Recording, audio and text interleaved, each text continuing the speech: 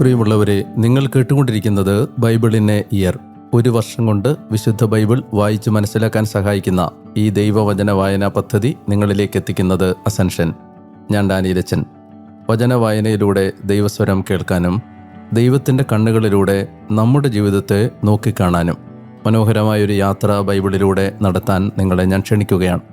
വിശുദ്ധ വേദപുസ്തകത്തിലെ 73 ഗ്രന്ഥങ്ങളിലായി പരന്നു കിടക്കുന്ന മനുഷ്യരക്ഷയുടെ കഥ ഒരു പ്രമേയമായി മനസ്സിലാക്കുന്നതിന് the great adventure Bible timeline എന്ന വായനാ സഹായി നമ്മൾ ഉപയോഗിക്കുന്നു. biyindia.com/മലയാളം എന്ന ലിങ്കിൽ നിന്ന് റീഡിംഗ് പ്ലാൻ ഡൗൺലോഡ് ചെയ്യാവുന്നതാണ്. ഇന്ന് 285-ാമത്തെ ദിവസം. ഇന്നത്തെ വായനാഭാഗങ്ങൾ 1 മക്കബായർ അധ്യായം 4, പ്രഭാഷകൻ അധ്യായം 10 മുതൽ 12 വരെ, സുഭാഷിതങ്ങൾ അധ്യായം 22 വാക്യങ്ങൾ 9 മുതൽ 12 വരെ. വചനം നമുക്ക് വായിക്കാം. നാം വചനം വായിക്കുമ്പോൾ വചനം നമ്മെ വായിക്കുന്നു. 1 മക്കബായർ അധ്യായം 4. ഗോർജിയാസിൻ്റെ മേൽ വിജയം. ഗോർജിയാസ് 5000 കാലാൾപ്പടയെയും തിരഞ്ഞെടുക്കപ്പെട്ട 1000 കുതിരപ്പടയാളികളെയും ഒരുമിച്ച് കൂട്ടി. രാത്രിയിൽ ആ സൈന്യം പുറപ്പെട്ടു. യഹൂദരുടെ പാളയത്തെ ആക്രമിക്കുന്നതിനും അവരെ പെട്ടെന്ന് പ്രഹരിക്കുന്നതിനുമായിരുന്നു അത്. കോട്ടയ്ക്കുള്ളിൽ നിന്നുള്ളവർ തന്നെയായിരുന്നു അവൻ്റെ വഴികാട്ടികൾ. യൂദാസ് ഇത് കേൾക്കുകയും അവനും അവൻ്റെ കരുത്തരും എമ്മാവൂസിലുള്ള രാജസൈന്യത്തെ പ്രഹരിക്കാൻ പുറപ്പെടുകയും ചെയ്തു. ആ സമയം സൈന്യം പാളയത്തിൽ നിന്ന് കൂട്ടം പിരിഞ്ഞിരിക്കുകയായിരുന്നു. ഗോർജിയാസ് രാത്രി യൂദാസിൻ്റെ പാളയത്തിലെത്തിയപ്പോൾ അവൻ ആരെയും കണ്ടില്ല. അവർ നമ്മിൽ നിന്ന് ഓടി രക്ഷപ്പെടുകയാണ് എന്ന് പറഞ്ഞ് അവൻ അവരെ മലകളിൽ തിരയാൻ തുടങ്ങി. പ്രഭാതമായപ്പോൾ യൂദാസ് 3000 പേരോടുകൂടെ സമതലത്തിലെത്തി. എന്നാൽ അവർ ആഗ്രഹിച്ച പ്രകാരം അവർക്ക് ആവശ്യത്തിന് പടച്ചട്ടകളും വാളുകളും ഉണ്ടായിരുന്നില്ല. ജനതകളുടെ പാളയം ശക്തവും കവചിതവും കുതിരപ്പടയാൽ വലയിതവുമാണെന്ന് അവർ കണ്ടു. അവരുടെ ആളുകൾ യുദ്ധപരിശീലനം നേടിയവരുമായിരുന്നു. യൂദാസ് തൻ്റെ കൂടെയുള്ള ആളുകളോട് പറഞ്ഞു, അവരുടെ എണ്ണം കണ്ട് പേടിക്കണ്ട, അവരുടെ ആക്രമണത്തെ ഭയപ്പെടുകയുമരുത്. ഫറവോ സൈന്യസമേതം നമ്മുടെ പിതാക്കന്മാരെ പിന്തുടർന്നപ്പോൾ അവർ ചെങ്കടലിൽ വെച്ച് രക്ഷിക്കപ്പെട്ടതെങ്ങനെയെന്ന് നിങ്ങൾ ഓർക്കുവിൻ. ഇപ്പോൾ നമുക്ക് സ്വർഗത്തിലേക്ക് നിലവിളിച്ചപേക്ഷിക്കാം. അവിടുന്ന് നമ്മിൽ പ്രസാദിച്ച് നമ്മുടെ പിതാക്കന്മാരോട് ചെയ്ത ഉടമ്പടി ഓർമ്മിക്കുകയാണെങ്കിൽ ഇന്ന് നമുക്കെതിരെ വരുന്ന ഈ സൈന്യത്തെ അവിടുന്ന് നശിപ്പിക്കും. ഇസ്രായേലിനെ മോചിപ്പിക്കുകയും രക്ഷിക്കുകയും ചെയ്യുന്ന ഒരാളുണ്ടെന്ന് അപ്പോൾ എല്ലാ ജനതകളും അറിയും. വിദേശീയർ കണ്ണുയർത്തി നോക്കിയപ്പോൾ എതിരെ വരുന്നവരെ അവർ കണ്ടു. അവർ യുദ്ധത്തിനായി പാളയത്തിന് പുറത്തേക്ക് വന്നു. അപ്പോൾ യൂദാസിൻ്റെ കൂടെയുള്ളവർ കാഹളം മുഴക്കി. അവർ യുദ്ധത്തിലേർപ്പെട്ടു. ജനതകൾ ശിഥിലമാക്കപ്പെട്ട് സമതലത്തിലേക്ക് പലായനം ചെയ്തു. പിൻനിരയിലുണ്ടായിരുന്നവരെല്ലാം വാളാൽ നിപതിച്ചു. അവർ അവരെ ഗസാറ വരെയും ഇദുമയ, അസോത്തൂസ്, യാമ്നിയ എന്നീ സമതലങ്ങൾ വരെയും പിന്തുടർന്നു. അവരിൽ നിന്ന് 3000-ഓളം പേർ നിലം പതിച്ചു. അനന്തരം അവരെ പിന്തുടരുന്നതിൽ നിന്ന് യൂദാസും പടയാളികളും മടങ്ങിപ്പോന്നു. യൂദാസ് ജനത്തോട് പറഞ്ഞു, കൊള്ളവസ്തുക്കളെക്കുറിച്ച് നിങ്ങൾക്ക് അത്യാഗ്രഹം ഉണ്ടാകരുത്. എന്തെന്നാൽ നമുക്കെതിരെ ഒരു യുദ്ധമുണ്ട്. ഗോർജിയാസും സൈന്യവും നമ്മുടെ അടുത്ത് മലയിലുണ്ട്. ഇപ്പോൾ നിങ്ങൾ നമ്മുടെ ശത്രുക്കൾക്കെതിരെ നിലകൊണ്ട് അവർക്കെതിരെ യുദ്ധം ചെയ്യുവിൻ. അതിനുശേഷം ധൈര്യപൂർവ്വം നിങ്ങൾ കൊള്ളവസ്തുക്കൾ ശേഖരിക്കുവിൻ. യൂദാസ് ഇത് പറഞ്ഞു തീർന്നപ്പോൾ തന്നെ മലയിൽ നിന്ന് ഒരു വിഭാഗം നീങ്ങുന്നതായി കാണപ്പെട്ടു. തങ്ങൾ തുരത്തപ്പെട്ടുവെന്നും അവർ പാളയത്തിന് തീവെച്ചുവെന്നും അക്കൂട്ടർ കണ്ടു. എന്തെന്നാൽ സംഭവിച്ചത് വെളിപ്പെടുത്തുന്നതായിരുന്നു അവിടെ കാണപ്പെട്ട പുക. ഇക്കാര്യങ്ങൾ ഗ്രഹിച്ചവർ ഏറെ ഭയവിവശരായി. സമതലത്തിൽ അണിനിരന്ന യൂദാസിൻ്റെ സൈന്യത്തെ കണ്ട് എല്ലാവരും വിദേശീയരുടെ നാട്ടിലേക്ക് പലായനം ചെയ്തു. അനന്തരം പാളയക്കൊള്ളയ്ക്കായി യൂദാസ് മടങ്ങി വന്നു. ഏറെ സ്വർണവും വെള്ളിയും സമുദ്രനീല ധൂമ്രപ്പട്ടുകളും ധാരാളം സ്വത്തുക്കളും അവർ ശേഖരിച്ചു. മടങ്ങിപ്പോന്ന് അവർ പാട്ടുപാടുകയും സ്വർഗത്തിലേക്ക് സ്തുതിയർപ്പിക്കുകയും ചെയ്തു. അവിടുന്ന് നല്ലവനല്ലോ, തീർച്ചയായും അവിടുത്തെ കാരുണ്യം ശാശ്വതമാണ്. അങ്ങനെ ഇസ്രായേലിന് ആ ദിവസം വലിയൊരു രക്ഷ കൈവന്നു. ലിസിയാസിൻ്റെ ആക്രമണം. വിദേശീയരിൽ രക്ഷപ്പെട്ടവർ ലിസിയാസിൻ്റെ അടുക്കൽ ചെന്ന് സംഭവിച്ചതെല്ലാം അവനെ അറിയിച്ചു. അത് കേട്ടവൻ അസ്വസ്ഥനും നഷ്ടധൈര്യനുമായി. കാരണം ഇസ്രായേലിന് സംഭവിച്ച ഈ കാര്യങ്ങളെല്ലാം അവൻ ആഗ്രഹിച്ചതുപോലെ ആയിരുന്നില്ല. രാജാവ് അവനോട് കൽപ്പിച്ചതുപോലെ കാര്യങ്ങൾ നടന്നതുമില്ല. എന്നാൽ വരും വർഷം അവരോട് പോരാടേണ്ടതിന് 60,000 യോദ്ധാക്കളെയും 5000 കുതിരപ്പടയാളികളെയും അവൻ ഒരുമിച്ച് കൂട്ടി. അവർ ഇദുമയയിലെത്തി ബെത്സൂറിൽ പാളയമടിച്ചു. 10,000 പേരോടുകൂടെ യൂദാസ് അവരെ നേരിട്ടു. സൈന്യം ശക്തമാണെന്ന് കണ്ട് അവൻ പ്രാർത്ഥിച്ചുകൊണ്ട് പറഞ്ഞു, അങ്ങയുടെ ദാസനായ ദാവീദിൻ്റെ കരത്താൽ ശക്തനായവൻ്റെ ആക്രമണം തകർക്കുകയും സാവൂളിൻ്റെ പുത്രനായ ജോനാഥാൻ്റെയും അവൻ്റെ ആയുധവാഹകൻ്റെയും കരങ്ങളിൽ വിദേശീയരുടെ സൈന്യത്തെ ഏൽപ്പിച്ചു കൊടുക്കുകയും ചെയ്ത ഇസ്രായേലിൻ്റെ രക്ഷകനായ അങ്ങ് വാഴ്ത്തപ്പെട്ടവനാകുന്നു. അതുപോലെ ഈ സൈന്യത്തെ അങ്ങയുടെ ജനമായ ഇസ്രായേലിൻ്റെ കയ്യിൽപ്പെടുത്തണമേ. തങ്ങളുടെ പട്ടാളത്തെയും കുതിരപ്പടയെയും കുറിച്ച് അവർ ലജ്ജിതരാകട്ടെ. അവരിൽ ഭീരുത്വം വിതയ്ക്കണമേ. അവരുടെ ശക്തിയുടെ ഔദ്ധത്യം ഒരുക്കിക്കളയണമേ. തങ്ങളുടെ നാശത്തെ പ്രതി അവർ വിജൃംഭിതരാകട്ടെ. അങ്ങയെ സ്നേഹിക്കുന്നവരുടെ വാളുകൊണ്ട് അവരെ വീഴ്ത്തണമേ. അങ്ങയുടെ നാമമറിയുന്ന എല്ലാവരും കീർത്തനങ്ങളാൽ അങ്ങയെ പാടിപ്പുകഴ്ത്തട്ടെ. തുടർന്ന് അവർ പരസ്പരം നേരിട്ടു. ലിസിയാസിൻ്റെ സൈന്യത്തിലെ 5000 പേർ വീണു. തങ്ങളുടെ ഏറ്റുമുട്ടലിലാണ് അവർ വീണത്. തൻ്റെ സൈന്യത്തിന് വന്നു ഭവിച്ച മാറ്റവും ശ്രേഷ്ഠമായി ജീവിക്കുകയോ മരിക്കുകയോ ചെയ്യാൻ സന്നദ്ധമായ യൂദാ സൈന്യത്തിനുണ്ടായ ധൈര്യവും കണ്ട് ലിസിയാസ് അന്ത്യോക്യയിലേക്ക് പിൻവാങ്ങി. യൂദയായിലേക്ക് വീണ്ടും വരാൻ അവൻ വലിയൊരു കൂലിപ്പട്ടാളത്തെ സജ്ജമാക്കി. ദേവാലയ ശുദ്ധീകരണം. യൂദാസും അവൻ്റെ സഹോദരന്മാരും പറഞ്ഞു, ഇതാ നമ്മുടെ ശത്രുക്കൾ തകർക്കപ്പെട്ടിരിക്കുന്നു. നമുക്ക് കയറിച്ചെന്ന് വിശുദ്ധ സ്ഥലം ശുദ്ധീകരിക്കുകയും പുനഃപ്രതിഷ്ഠിക്കുകയും ചെയ്യാം. സൈന്യം മുഴുവൻ വിളിച്ചുകൂട്ടപ്പെട്ടു. അവർ സിയോൻ മലയിലേക്ക് കയറിച്ചെന്നു. അവിടെ പരിത്യക്തമായ വിശുദ്ധ മന്ദിരവും അശുദ്ധമാക്കപ്പെട്ട ബലിപീഠവും അഗ്നിക്കിരയാക്കപ്പെട്ട വാതിലുകളും കാട്ടിലോ മലകളിലൊന്നിലോ എന്ന പോലെ അങ്കണങ്ങളിലേക്ക് വളർന്ന കുറ്റിച്ചെടികളും തകർക്കപ്പെട്ടിരുന്ന സ്വകാര്യ മുറികളും അവർ കണ്ടു. അവർ തങ്ങളുടെ വസ്ത്രങ്ങൾ കീറുകയും മാറത്തടിച്ച് ഉച്ചത്തിൽ വിലപിക്കുകയും സ്വയം ചാരം പൂശുകയും ചെയ്തു. അവർ മുഖം മുട്ടെ നിലത്ത് വീണു. സൂചക കാഹളം മുഴക്കുകയും സ്വർഗത്തിലേക്ക് വിളിച്ചപേക്ഷിക്കുകയും ചെയ്തു. തുടർന്ന് താൻ വിശുദ്ധ സ്ഥലം ശുദ്ധീകരിക്കുന്നതുവരെ കോട്ടയിലുള്ളവർക്കെതിരെ യുദ്ധം ചെയ്യാൻ യൂദാസ് ആളുകളോട് ആജ്ഞാപിച്ചു. കുറ്റമില്ലാത്ത നിയമത്തോട് കൂറുള്ള പുരോഹിതന്മാരെ അവൻ തിരഞ്ഞെടുത്തു. അവർ വിശുദ്ധ സ്ഥലം ശുദ്ധീകരിക്കുകയും അശുദ്ധമായി തീർന്ന കല്ലുകൾ ശുദ്ധമല്ലാത്ത ഒരു സ്ഥലത്തേക്ക് എടുത്തു മാറ്റുകയും ചെയ്തു. അശുദ്ധമാക്കപ്പെട്ട ഹോമയാഗപീഠം സംബന്ധിച്ച് എന്താണ് ചെയ്യേണ്ടതെന്ന് അവർ പര്യാലോചിച്ചു. ജനതകൾ അശുദ്ധമാക്കിയത് തങ്ങൾക്ക് ആക്ഷേപകരമായി തീരാതിരിക്കേണ്ടതിന് അത് നശിപ്പിക്കുക എന്ന നല്ല ആശയം അവരിൽ വന്നു ഭവിച്ചു. അങ്ങനെ അവർ ബലിപീഠം നശിപ്പിച്ചു. ആ കല്ലുകളെക്കുറിച്ച് പറയാൻ ഒരു പ്രവാചകൻ എത്തിച്ചേരുന്നതുവരെ അവ ആലയത്തിൻ്റെ കുന്നിൽ തന്നെ സൗകര്യപ്രദമായ ഒരു സ്ഥലത്ത് മാറ്റിവെച്ചു. പിന്നീട് നിയമം നിർദ്ദേശിക്കുന്ന പ്രകാരം ചെത്തിമിനുക്കാത്ത കല്ലുകൾ കൊണ്ട് അവർ മുമ്പത്തേതിന് സമാനമായ ഒരു പുതിയ ബലിപീഠം നിർമ്മിച്ചു. അവർ വിശുദ്ധ സ്ഥലവും ആലയത്തിൻ്റെ അന്തർഭാഗവും പുനർനിർമ്മിക്കുകയും അങ്കണങ്ങൾ വിശുദ്ധീകരിക്കുകയും ചെയ്തു. അവർ പുതിയ വിശുദ്ധ പാത്രങ്ങൾ ഉണ്ടാക്കി വിളക്കുകാലും ധൂപബലിപീഠവും മേശയും ദേവാലയത്തിലേക്ക് കൊണ്ടുവന്നു. അവർ ബലിപീഠത്തിൽ ധൂപമർപ്പിക്കുകയും വിളക്കുകാലിലെ ദീപങ്ങൾ തെളിക്കുകയും ചെയ്തു. അവ ദേവാലയത്തിൽ പ്രകാശം പരത്തി. അവർ അപ്പം മേശമേൽ വെച്ചു, തിരശ്ശീലകളിടുകയും ചെയ്തു. അങ്ങനെ അവർ ചെയ്യാൻ തുടങ്ങിയ എല്ലാ പ്രവൃത്തികളും അവർ പൂർത്തിയാക്കി. 148 വർഷം 9 മാസമായ കിസ്ലേവ് മാസത്തിൻ്റെ 25 ദിവസം അവർ അതിരാവിലെ ഉണർന്നെഴുന്നേറ്റ് തങ്ങൾ പുതുതായി പണിത ഹോമയാഗപീഠത്തിന്മേൽ വിധിപ്രകാരം ബലിയർപ്പിച്ചു. ജനതകൾ ബലിപീഠം അശുദ്ധമാക്കിയതിൻ്റെ അതേ സമയം അതേ ദിവസം ഗാനാലാപനം, വീണ, കിന്നരം, കൈത്താളം എന്നിവയോടുകൂടെ അത് പുനഃപ്രതിഷ്ഠിക്കപ്പെട്ടു. തങ്ങൾക്ക് വിജയം നേടിത്തന്ന സ്വർഗത്തിന് നേരെ ജനങ്ങളെല്ലാവരും മുഖം മുട്ട വീണ് ആരാധനാസ്തുതികൾ അർപ്പിച്ചു. 8 ദിവസത്തേക്ക് അവർ ബലിപീഠത്തിൻ്റെ പ്രതിഷ്ഠ ആഘോഷിച്ചു. ആഹ്ലാദപൂർവം ഹോമയാഗങ്ങൾ അർപ്പിച്ചു. അവർ രക്ഷയുടെയും സ്തുതിയുടേതുമായ ബലിയും സമർപ്പിച്ചു. അവർ ദേവാലയത്തിൻ്റെ മുൻവശം സ്വർണ്ണമകുടങ്ങളും പരിചകളും കൊണ്ട് അലങ്കരിച്ചു. കവാടങ്ങളും സ്വകാര്യമുറികളും പുനരുദ്ധരിക്കുകയും അവയ്ക്ക് കതകുകൾ വയ്ക്കുകയും ചെയ്തു. ജനത്തിന് അത്യധികമായ ആഹ്ലാദമുണ്ടായി. ജനതകളുടെ പരിഹാസം നീക്കപ്പെടുകയും ചെയ്തു.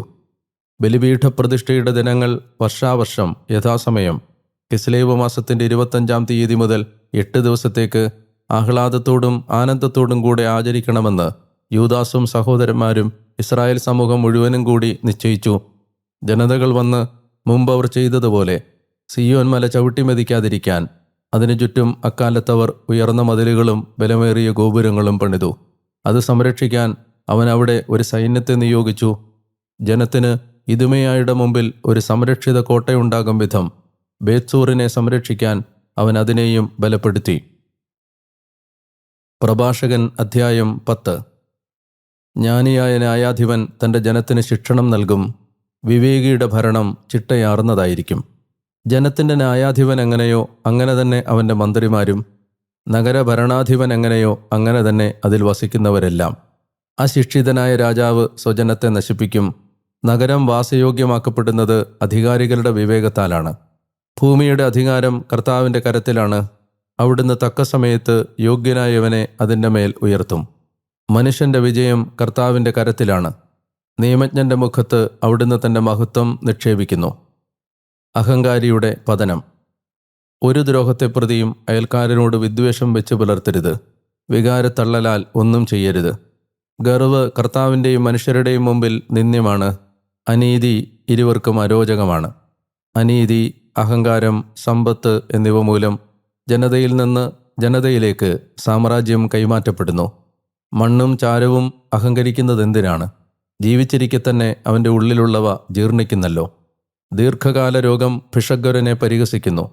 ഇന്ന് രാജാവ്, നാളെയോ അവൻ മരിച്ചിരിക്കും.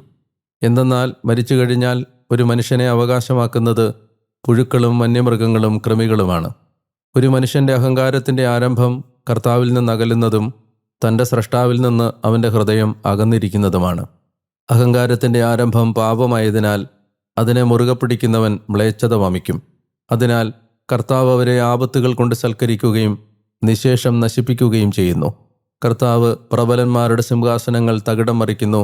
അവരുടെ സ്ഥാനത്ത് ശാന്തരെ പ്രതിഷ്ഠിക്കുന്നു. കർത്താവ് ജനതകളുടെ വേരുകൾ പിഴുതെറിയുന്നു. അവരുടെ സ്ഥാനത്ത് വിനീതരെ നട്ടുപിടിപ്പിക്കുന്നു. കർത്താവ് ജനതകളുടെ രാജ്യങ്ങൾ നശിപ്പിക്കുന്നു. ഭൂമിയുടെ അടിസ്ഥാനങ്ങളോളം അവയെ ഇല്ലാതാക്കുന്നു. അവരിൽ ചിലരെ അവിടുന്ന് തുരത്തുന്നു. അവിടുന്ന് അവരെ ഇല്ലാതാക്കുന്നു. അവരുടെ സ്മരണ ഭൂമിയിൽ നിന്ന് നിർമ്മാർജ്ജനം ചെയ്യുന്നു. മനുഷ്യർക്കായി അഹങ്കാരം സൃഷ്ടിക്കപ്പെട്ടിട്ടില്ല. സ്ത്രീകളിൽ നിന്ന് ജനിച്ചവർക്കായി തീവ്ര കോപവും. ബഹുമാന്യൻ. ആദരണീയമായ സന്തതി ഏത്? മനുഷ്യൻ്റെ സന്തതി. ആദരണീയമായ സന്തതി ഏത്? കർത്താവിനെ ഭയപ്പെടുന്നവർ. അനാദരണീയമായ സന്തതി ഏത്? മനുഷ്യൻ്റെ സന്തതി. അനാദരണീയമായ സന്തതി ഏത്? കൽപ്പനകൾ ലംഘിക്കുന്നവർ. സഹോദരരുടെ ഇടയിൽ തങ്ങളുടെ നേതാവ് ആദരണീയനാണ്. അവൻ്റെ കണ്ണുകളിൽ കർത്താവിനെ ഭയപ്പെടുന്നവരും. ധനവാൻ, ഉത്കൃഷ്ടൻ, ദരിദ്രൻ എന്നിവരുടെ അഭിമാനം കർത്തൃഭയമാണ്. വിവേകിയായ ദരിദ്രനെ നിന്ദിക്കുന്നത് ശരിയല്ല. പാപിയായ മനുഷ്യനെ ബഹുമാനിതനാക്കുന്നതും ഉചിതമല്ല. പ്രഭുവും ന്യായാധിപനും ഭരണാധികാരിയും ബഹുമാനിതരാകും. എന്നാൽ അവരിൽ ആരും കർത്താവിനെ ഭയപ്പെടുന്നവനേക്കാൾ ശ്രേഷ്ഠനല്ല. ജ്ഞാനിയായ അടിമയ്ക്ക് സ്വതന്ത്രരും സേവ ചെയ്യും. അറിവുള്ള മനുഷ്യൻ മുറുമുറുക്കുകയില്ല. വിനീതൻ്റെ ഉയർച്ച. നിന്റെ കർത്തവ്യം അനുഷ്ഠിക്കുമ്പോൾ അതിസാമർഥ്യം കാണിക്കരുത്. നിന്റെ ഞെരുക്കത്തിൻ്റെ കാലത്ത് നിന്നെ തന്നെ മഹത്വവൽക്കരിക്കരുത്. പൊങ്ങച്ചം പറഞ്ഞു നടന്ന് ഭക്ഷണരഹിതനാകുന്നവനേക്കാൾ ഭേദമാണ് അധ്വാനിച്ച് സകലത്തിലും സമ്പന്നനായിരിക്കുന്നവൻ. കുഞ്ഞെ, വിനയം കൊണ്ട് നിന്റെ ആത്മാവിനെ മഹത്വവൽക്കരിക്കുക. അതിൻ്റെ യോഗ്യതയനുസരിച്ച് അതിന് ബഹുമാനം നൽകുക. തൻ്റെ ആത്മാവിനെതിരെ പാപം ചെയ്യുന്നവനെ ആര് നീതിമാനായി പ്രഖ്യാപിക്കും? സ്വന്തം ജീവനെ നിന്ദിക്കുന്നവനെ ആര് മഹത്വവൽക്കരിക്കും? ദരിദ്രൻ തൻ്റെ വിജ്ഞാനത്താൽ ബഹുമാനിതനാകുന്നു. ധനവാൻ തൻ്റെ ധനത്താലും ബഹുമാനിതനാകുന്നു. ദാരിദ്ര്യത്തിൽ ബഹുമാനിക്കപ്പെടുന്നവൻ സമ്പന്നതയിൽ എത്രയധികം. സമ്പന്നതയിൽ നിന്ദിക്കപ്പെടുന്നവൻ ദാരിദ്ര്യത്തിൽ എത്രയധികം. പ്രഭാഷകൻ അധ്യായം 11. താഴ്ന്നവൻ്റെ ജ്ഞാനം അവൻ്റെ ശിരസുയർത്തും. അതവനെ പ്രഭുക്കന്മാരുടെ ഇടയിൽ ഇരുത്തും. ഒരുവനെ അവൻ്റെ സൗന്ദര്യത്തിൽ പ്രശംസിക്കരുത്. ഒരുവനെ അവൻ്റെ ബാഹ്യരൂപം കൊണ്ട് അവഗണിക്കുകയുമരുത്. പറക്കുന്ന ജീവികളിൽ തേനീച്ച ചെറുതെങ്കിലും അതിൻ്റെ ഫലം മാധുര്യമുള്ളവയിൽ പ്രഥമം. വസ്ത്രമോടിയിൽ അഹങ്കരിക്കരുത്. പ്രതാപദിനത്തിൽ ഞെളിയരുത്. കാരണം കർത്താവിൻ്റെ പ്രവൃത്തികൾ വിസ്മയകരമാണ്. മനുഷ്യർക്ക് അവിടുത്തെ പ്രവൃത്തികൾ ഗുപ്തവുമാണ്. അനേകം സ്വേച്ഛാധിപതികൾ തറപറ്റിയിട്ടുണ്ട്. അപ്രതീക്ഷിതനായവൻ കിരീടമണിഞ്ഞിട്ടുമുണ്ട്. അനേകം മന്നന്മാർ ഏറെ അവമാനിതരായിട്ടുണ്ട്. പ്രസിദ്ധന്മാർ അപരരുടെ കരങ്ങളിലേക്ക് ഏൽപ്പിക്കപ്പെട്ടിട്ടുമുണ്ട്. സംയമനം പാലിക്കുക. അന്വേഷിക്കുന്നതിന് മുമ്പ് കുറ്റം ആരോപിക്കരുത്. ആദ്യം മനസ്സിലാക്കുക, പിന്നെ ശാസിക്കുക. കേൾക്കുന്നതിന് മുമ്പ് മറുപടി പറയരുത്. സംഭാഷണത്തിനിടയിൽ തടസ്സമുണ്ടാക്കരുത്. നിനക്ക് ബാധകമല്ലാത്ത കാര്യത്തെക്കുറിച്ച് നീ തർക്കിക്കരുത്. പാപികളുടെ കലഹത്തിൽ നീ പങ്കാളിയാകരുത്. കുഞ്ഞെ, നിന്റെ പ്രവൃത്തികൾ ബഹുവിധ കാര്യങ്ങളെക്കുറിച്ച് ആകാതിരിക്കട്ടെ. അവ വർദ്ധിപ്പിച്ചാൽ നീ തെറ്റില്ലാത്തവനാകുകയില്ല. പിന്തുടർന്നാൽ അവ നീ തരണം ചെയ്യുകയില്ല. ഒഴിഞ്ഞു മാറിയതുകൊണ്ട് രക്ഷപ്പെടുകയുമില്ല. അധ്വാനിക്കുകയും ക്ലേശിക്കുകയും തിടുക്കം കൂട്ടുകയും ചെയ്യുന്ന ഒരുവനുണ്ട്, എന്നാൽ അവൻ അത്ര തന്നെ കുറവും അനുഭവിക്കുന്നു. മന്ദഗതിക്കാരനും സഹായം ആവശ്യമുള്ളവനും ബലഹീനനുമുണ്ട്, അവൻ ദാരിദ്ര്യത്തിൽ ഉഴലുകയും ചെയ്യുന്നു. എന്നാൽ കർത്താവിൻ്റെ നയനങ്ങൾ അവൻ്റെ മേൽ ഐശ്വര്യാർത്ഥം പതിക്കുകയും അവിടുന്ന് അവൻ്റെ എളിയ അവസ്ഥയിൽ നിന്ന് അവനെ ഉദ്ധരിക്കുകയും ചെയ്യുന്നു. അവിടുന്ന് അവൻ്റെ ശിരസ് ഉയർത്തി നിർത്തുന്നു. അങ്ങനെ അനേകർ അവനെക്കുറിച്ച് വിസ്മയിക്കുന്നു. നന്മകളും തിന്മകളും ജീവനും മരണവും ദാരിദ്ര്യവും സമ്പത്തും കർത്താവിൽ നിന്നത്രേ. കർത്താവിൻ്റെ ദാനം ഭക്തനോട് ചേർന്ന് നിൽക്കുന്നു. അവിടുത്തെ സംപ്രീതി എന്നേക്കും വർദ്ധിതമാകും. സ്വന്തം ഏകാഗ്രത കൊണ്ടും സംയമനം കൊണ്ടും ധനികനാവുന്നവനുണ്ട്. അവൻ്റെ നേട്ടവിഹിതം ഇതാണ്: ഞാൻ വിശ്രമം കണ്ടെത്തി, എൻ്റെ വസ്തുവകകളിൽ നിന്ന് ഇനി ഞാൻ ഭക്ഷിക്കും എന്ന് അവൻ പറയുമ്പോൾ എങ്ങനെയുള്ള സമയമാണ് കടന്നു വരുന്നതെന്ന് അവൻ അറിയുന്നില്ല. അവരർക്ക് താൻ അവ വിട്ടുകൊടുക്കുമെന്നും താൻ മരിക്കുമെന്നും അവൻ അറിയുന്നില്ല. ദൈവത്തിൽ ആശ്രയം. നിന്റെ കരാറിൽ നിലനിൽക്കുക, അതിൽ ശ്രദ്ധ വെക്കുക. നിന്റെ ജോലിയോടെ തന്നെ വാർദ്ധക്യം പ്രാപിക്കുക. പാപിയുടെ നേട്ടങ്ങളിൽ അതിശയിക്കേണ്ട. കർത്താവിൽ വിശ്വസിച്ച് നിന്റെ പ്രയത്നത്തിൽ സ്ഥിരോത്സാഹിയായിരിക്കുക. എന്തെന്നാൽ കർത്താവിൻ്റെ ദൃഷ്ടികളിൽ ദരിദ്രനെ വളരെ പെട്ടെന്ന് സമ്പന്നനാക്കുക നിഷ്പ്രയാസമത്രേ. കർത്താവിൻ്റെ അനുഗ്രഹമാണ് ഭക്തൻ്റെ പ്രതിഫലം. അവിടുന്ന് ക്ഷണനേരം കൊണ്ട് തൻ്റെ അനുഗ്രഹം പൂവണിയിക്കുന്നു. എനിക്കെന്താണ് ആവശ്യമുള്ളത്? ഇനി മുതൽ എന്തൊക്കെയായിരിക്കും എൻ്റെ വസ്തുവകകൾ എന്ന് നീ പറയരുത്. എനിക്ക് വേണ്ടതൊക്കെയുണ്ട്, ഇനിയങ്ങോട്ട് ഞാൻ എന്തിന് ക്ലേശിതനാകണമെന്നും നീ പറയരുത്. ഐശ്വര്യദിനത്തിൽ ദുരിതങ്ങളുടെ സ്മരണയില്ല, ദുരിതദിനത്തിൽ ഐശ്വര്യം ഓർക്കപ്പെടുകയുമില്ല. എന്തെന്നാൽ ഒരു മനുഷ്യന് അന്ത്യദിനത്തിൽ അവൻ്റെ പാതകൾക്കൊത്ത പ്രതിഫലം നൽകാൻ കർത്തൃസമക്ഷം എളുപ്പമാണ്. ഒരു നാഴിക നേരത്തെ ദുരിതം സുഖവിസ്മൃതി ഉളവാക്കുന്നു. ഒരു മനുഷ്യൻ്റെ അന്ത്യത്തിലാണ് അവൻ്റെ പ്രവൃത്തികൾ വെളിപ്പെടുന്നത്. അന്ത്യത്തിനു മുമ്പ് ആരെയും അനുഗ്രഹീതനെന്ന് കരുതരുത്. തൻ്റെ മക്കളിലൂടെയാണ് മനുജൻ അറിയപ്പെടുന്നത്. സ്നേഹിതരുടെ തിരഞ്ഞെടുപ്പ്. എല്ലാ മനുഷ്യരെയും നിന്റെ വീട്ടിലേക്ക് കൂട്ടിക്കൊണ്ടു പോകരുത്. എന്തെന്നാൽ കൗശലക്കാരൻ്റെ ഉപായങ്ങൾ നിരവധിയാണ്. വേട്ടക്കാരൻ്റെ കെണിപ്പക്ഷി കൂട്ടിലാണ്. അങ്ങനെ തന്നെ അഹങ്കാരിയുടെ ഹൃദയം. ചാരനെപ്പോലെ അവൻ പതനമുറ്റുനോക്കുന്നു. എന്തെന്നാൽ നന്മകൾ തിന്മകളാക്കിക്കൊണ്ട് അവൻ പതിയിരിക്കുന്നു. തിരഞ്ഞെടുക്കപ്പെട്ടവരിലും അവൻ കുറ്റമാരോപിക്കും. കൽക്കരിത്തി പെരുപ്പിക്കപ്പെടുന്നത് ഒരഗ്നിസ്ഫുലിംഗത്തിൽ നിന്നാണ്. രക്തത്തിനായി പാപിയായ മനുഷ്യൻ പതിയിരിക്കുന്നു. നിലനിൽക്കുന്ന കറ നിനക്ക് നീചൻ നൽകാതിരിക്കാനായി അവനെ സൂക്ഷിക്കുക. കാരണം അവൻ തിന്മകൾ നിരൂപിക്കുന്നു. അപരിചിതനെ വീട്ടിൽ കയറ്റിക്കൊള്ളുക, പക്ഷെ അവൻ നിന്നെ അസ്വസ്ഥതകളിലേക്ക് തിരിക്കും. നിന്റെ കുടുംബത്തിൽ നിന്ന് നിന്നെ അന്യനാക്കും. പ്രഭാഷകൻ അധ്യായം 12. നീ നന്മ ചെയ്യുന്നെങ്കിൽ ആർക്കാണ് ചെയ്യുന്നതെന്നറിയുക. നിന്റെ നന്മകൾക്ക് കൃതജ്ഞത ലഭിക്കും. ഭക്തനോട് നന്നായി പ്രവർത്തിക്കുക, അവനിൽ നിന്നല്ലെങ്കിൽ അത്യുന്നതനിൽ നിന്ന് നീ പ്രതിഫലം കണ്ടെത്തും.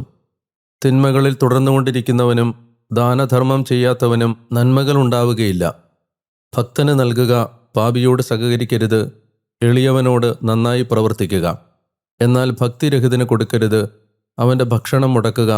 അവൻ നിന്നെ അതിലൂടെ കീഴടക്കാതിരിക്കാൻ അവന് നീ അത് കൊടുക്കരുത്. എന്തെന്നാൽ നീ അവന് ചെയ്തു കൊടുത്തേക്കാവുന്ന എല്ലാ നന്മകൾക്കും ഇരട്ടി തിന്മകൾ നീ കണ്ടെത്തും.